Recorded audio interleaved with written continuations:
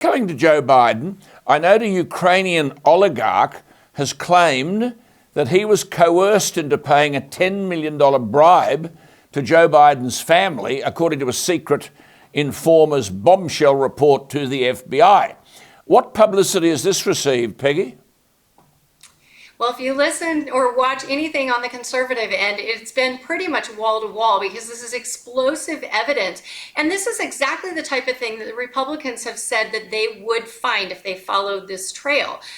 The explosive evidence was something called a 1023 form, and it was basically an informant had made a report to the FBI charging that there was a coercion of payment or bribery that Joe Biden was involved in. So this was filed many years ago. It was forwarded up to the attorneys in Delaware who were looking into the Hunter Biden case, and somehow mysteriously never got seen by any of the investigators there. And so this is a huge cover-up, and these are reputable people who are making these claims. This is an FBI document that they have hid from Congress. Congress had to subpoena this document and had to hold the director of the FBI in contempt of Congress for not bringing this document forward when asked. He finally presented it, but it was highly redacted to the point that it was useless. And finally, after holding him in contempt, the FBI allowed Congress to see the document, but not make copies or take the document. And so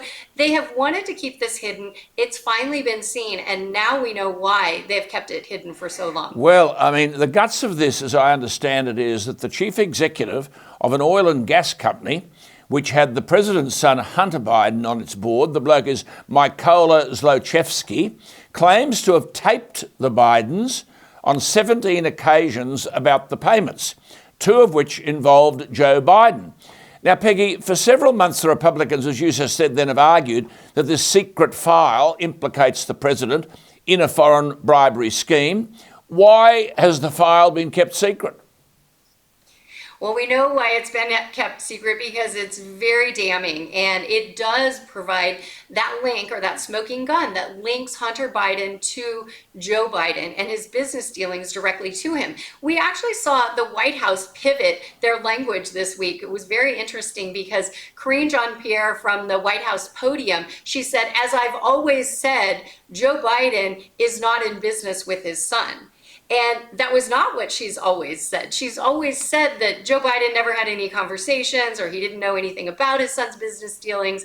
This time she said Joe Biden is not in business with his son, which was a big departure from her previous language. And so these footprints or fingerprints are leading closer and closer to Joe Biden himself. And for the first time this week, we saw the Speaker of the House, Kevin McCarthy, mention the I word, that there's a potential for an impeachment inquiry if this evidence continues to lead itself toward Joe Biden, which it surely seems like it's doing. So am I right in saying that the file has now been publicly released after Senator Grassley obtained it through whistleblowers at the US Department of Justice?